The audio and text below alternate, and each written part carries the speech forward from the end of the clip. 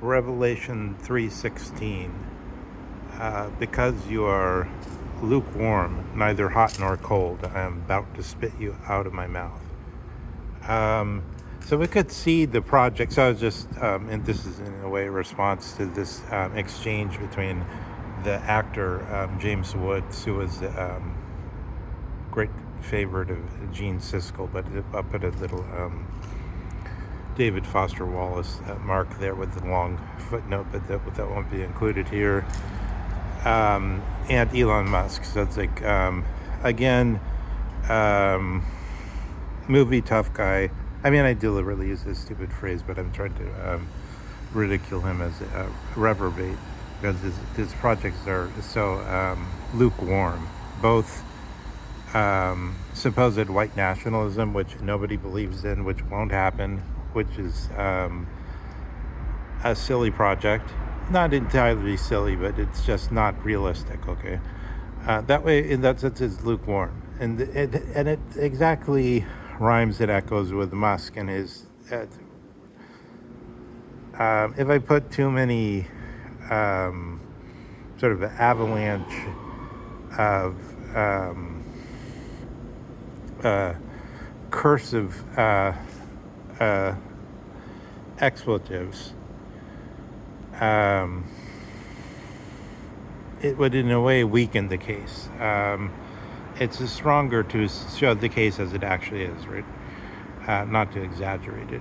And somehow not to exaggerate means that if there's something horrible happening right now, like a war, but we all know that what we say about it doesn't do that much, and there's no reason to somehow not to exaggerate it, even when there's actual slaughter of human beings, physical slaughter of human beings going on in mass, and that it's happening in the proximity of the decision makers that are posting in a demented way on Truth Social and so on, and on our beloved X.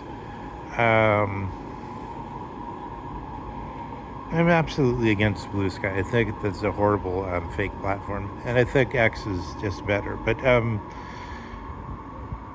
okay, what is the project? Mars? Going to Mars? Okay, this has the as the article in the Financial Times said a while back, has a boy wonder factor. Okay, Elon Musk is a boy wonder. We get it. He's into all this type of popular science stuff. And he's from South Africa, and so his attitude towards American Star Trek culture and so on is slightly different. It's not like we usually get with somebody like Zizek or something with, or Dugan for that matter to some extent. It's like we get a Eastern European look on American culture, and then it's like we understand that in a certain way, things that look stupid to us as Americans from the Eastern European eye are partially a cultural object. They're partially something that's more serious because this is the cultural object of the Americans revealing itself in the movie Vertigo and the movies of David Lynch for Dugan. Whereas from the point of view of Americans, I feel like David Lynch is a second-rate auteur or whatever. He's a second-rate artist, and whatever that.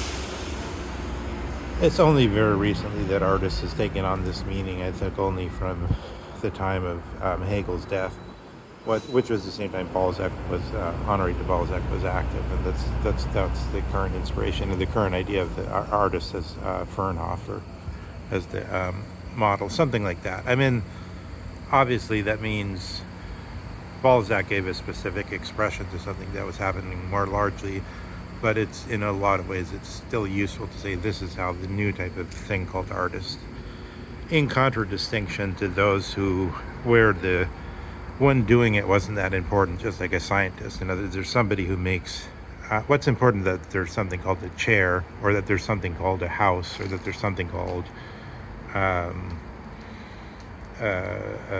state capital spelled with an O, architecture. There's buildings for the Congress to meet and so on, with the great columns and uh, Ionian columns. Um, and the artist was the one that could fulfill all these patterns. Some of them did it better, some of them not as well. But artists, architects, and so on, they're all like scientists in the sense that they had an objective technique that they would fulfill. But today, what does artist mean? I mean, it's just the opposite. It means out of the deep unconscious, where the Athenian is dreaming of the things Oedipus did. Or we're wondering what kind of Norman Bates are we dealing with. Out of the age where it's shown, in this stupid move where you say the killer used to be bad in the movies, or at least it was caused by some realistic thing like social problems, like in the character that Peter Falk played in, I think in his first film, where he played one of the professional killers in Murders Inc., which brought out sort of like here's when the mafia became powerful in America. But then everything was explained in this type of way. It's like, oh yeah, there's always some. I mean, just as the movie showed it, like it arose out of the social conditions, out of the city, out of the nature of man, as everybody knows it is, and so on and so forth. Rather than, of course, then you get a period in the films starting in the 50s or so, where you start to have existentialist themes, where you start to have questions about why did this person do these things. And I guess earlier you have a precursor of that in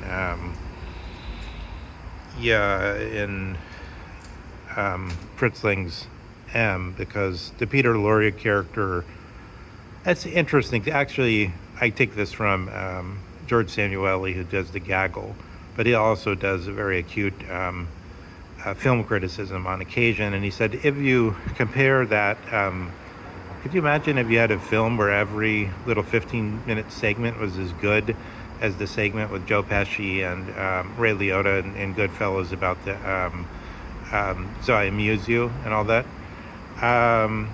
When you have that, Samuel L. said that's somebody becoming psychotic. That's like Joe Pesci was psychotic in that. He's on the verge of threatening to break out into violence at any moment. Whereas, interestingly, what he said is the Peter Lorre character in M, it was just like he couldn't help himself. He couldn't do it. It's like he couldn't get a hold of himself, I think is what he meant. Now, I mean, imagine if you flip. It's not really. That's the question. Was he really talking about? Well, was Samueli talking about? But what should one in general here be really talking about? The qualities of Peter Lorre as an existence. And then when Peter Lorre is involved in this type of crazy situation, it's sort of like he's caught in the flow of things, and the passion of things, and the things that the businessmen, or that supposedly Trump has a special antenna on, to these irrational flows. Whereas with Pesci, it always seems like sort of he's actually extra rational.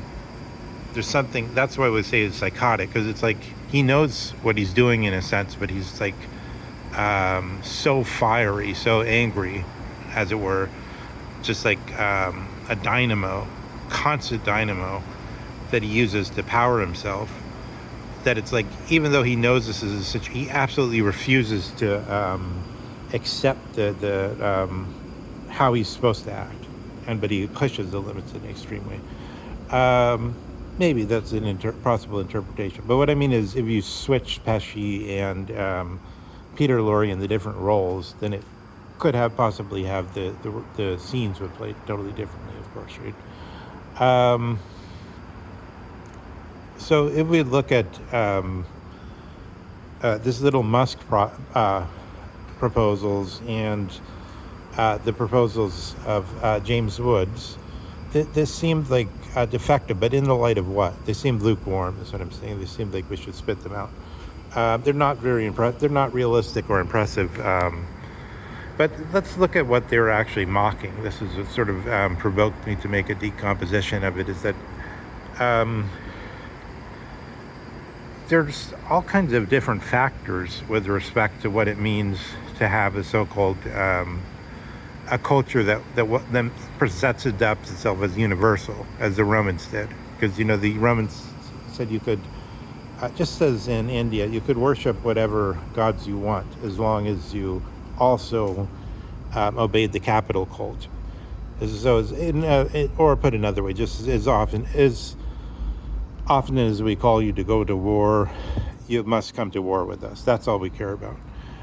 Um, Other than that, you could have whatever cults do, um, whatever deities you like, and even worst case to um, Platon.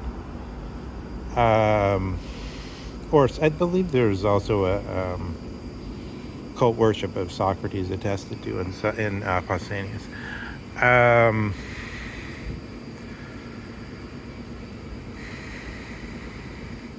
there's benefits to what they're precursorily denouncing. It's not obviously a stupid tact. So one thing I'm proposing is when Vance triggers the 25th Amendment, he also accompany it with actions that are sufficiently radical that they put an end to the current 1776 and reinitiate a new constitutional Congress, something along those lines. But it would, first of all, we're being denied Republican form of government, as the Guarantee Clause says that we should, by the fact that sovereign power is lent out, as it were, to corporations. Corporations have sovereign power, as international corporations grant it to them by the U.S. government. So that in a certain sense, it means a corporation within the old way of putting it is like that which is like the University of California, Berkeley. They use this language. They could set their own. They have their own police department, right? The UC Berkeley. It's not publicly elected officials that create it. It's the regents that create it, which is actually unconstitutional. But through their limited sovereignty, they're able to do this type of thing. Parallel to that, that's how David Sipley is who I'm drawing from here, this scholar David Sipley on the form of the corporation.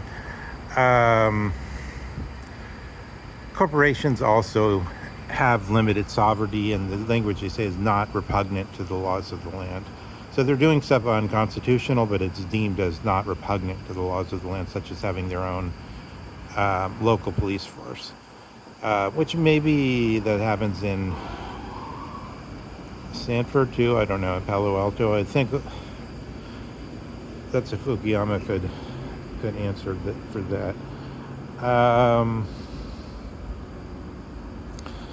So there's a number of benefits just looked at straightforwardly to the thing that they're denouncing in a limited way. And these benefits are known through so as I was saying in the post, Elon Musk comes from a country nobody would take the road to, as all roads led to Rome. Which is really, he's fled from in order to basically become a kind of a vampire of the American energy. So it's actually, he's sort of doing this typical,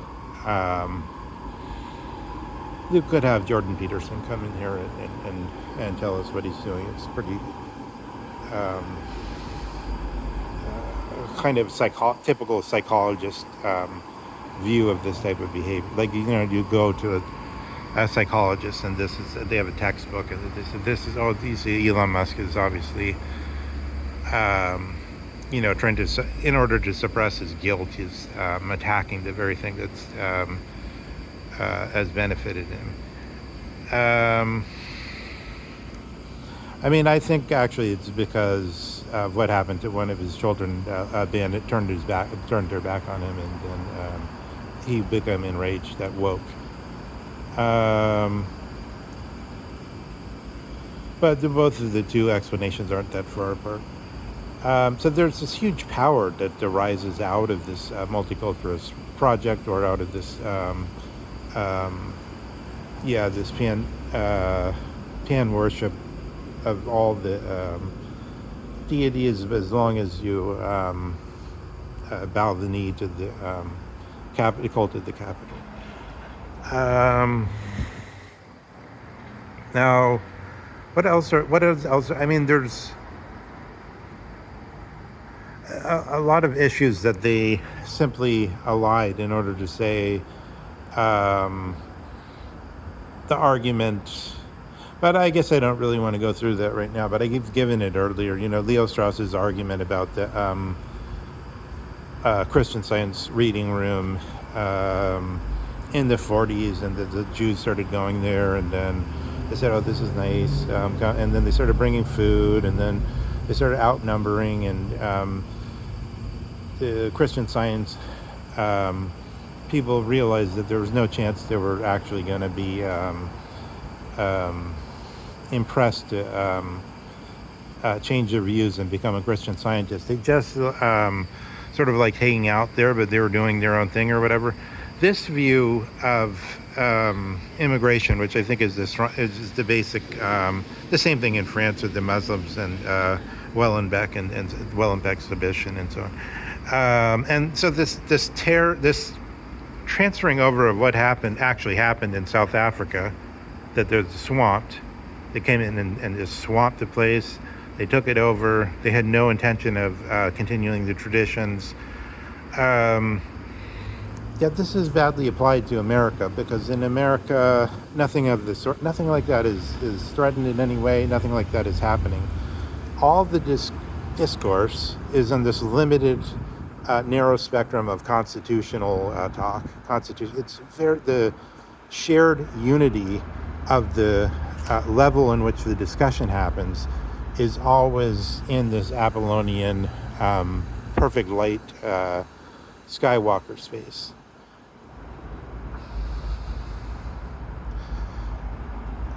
Everything, so you have Alex Jones, Tucker Carlson, and I don't really mess with Candace Owens, but I mean, Dugan likes her, so I kind of look at it a little bit, but some things, there's too much of a waste of time. That's too stupid. But I think I like Alex Jones, and Tucker at least is sort of a patrician, so it's sort of is not in a way you could stand him. But both of them, who are,